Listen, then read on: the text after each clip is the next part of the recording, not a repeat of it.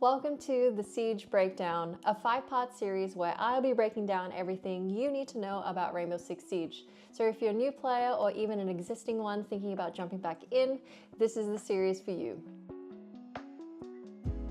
As this is the first video of the series, I'll be explaining what Rainbow Six Siege is and a general overview of how the game is played. Rainbow Six Siege is a tactical first-person shooter that revolves around the concept of having two sides, attackers and defenders. There are 38 attackers and 38 defenders so far, which I know sounds really daunting, but don't worry. In a future series, I'll explain what operators you should be picking for newcomers. These operators all have unique abilities and gadgets that help towards the game objective, whether it be electrifying walls so that it's harder for attackers to breach, or even gadgets that can tell you where these attackers are coming from. Speaking of game objectives, there are 3 available in this game: Bomb, Secure Area, and Hostage. In Secure Area mode, attackers are required to hold the objective room for 10 consecutive seconds in order to win.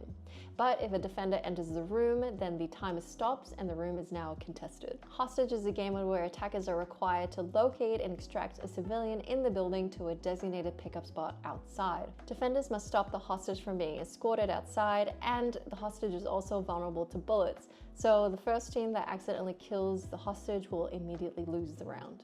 The next game mode is Bomb, which is the most popular one in Siege. Outside a quick match, it is actually the only game objective available for playlists such as Unranked, Ranked, and Esports. In this game mode, defenders are required to protect the bombs from being defused by the attackers.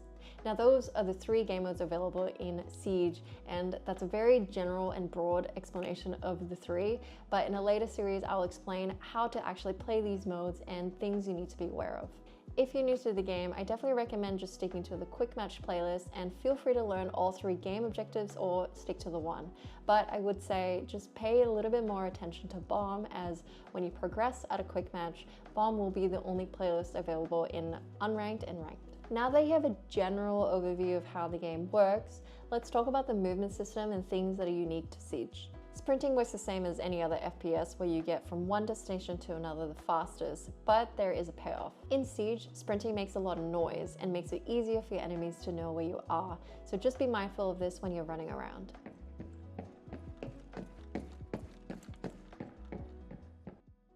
Alt walking is the quietest walking movement in the game, so it's useful if you want to enter a room quietly or creep up to an enemy. The next 2 movements I'm going to be talking about are proning and crouching, which are really useful in the game, so you can hold to very specific angles, for example, or hide under a desk, or even take cover with these 2 movements. But just be wary, as it does limit your mobility and movement speed. A unique movement that is only available for attackers is the rappel system.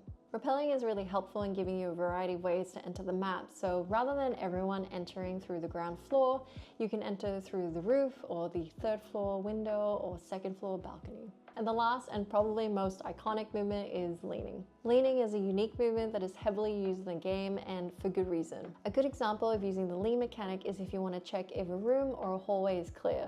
So rather than throwing your body in the line of sight to check, you can always peek around the corner while also revealing less of your body in case there is an enemy around there. And that's it for the first breakdown. In the next video, I'll be talking more in depth about the 3 game modes and how to play them, as well as the destructive walls and interactive objects you can find in the game.